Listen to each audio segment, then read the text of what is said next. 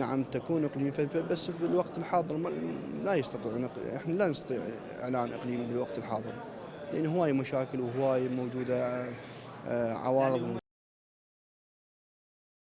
لا للضغط على الحكومة الاتحادية بالتلبية لإنقاذ البصرة. البصرة هسه أسوأ محافظة موجودة هي البصرة. البصرة غنية بالنفط بالغاز بالموانئ بالمنافذ، وكأنما البصرة هي محافظة من المحافظات التي ليس منتجة لا للغاز ولا للنفط ولا أي شيء موجود.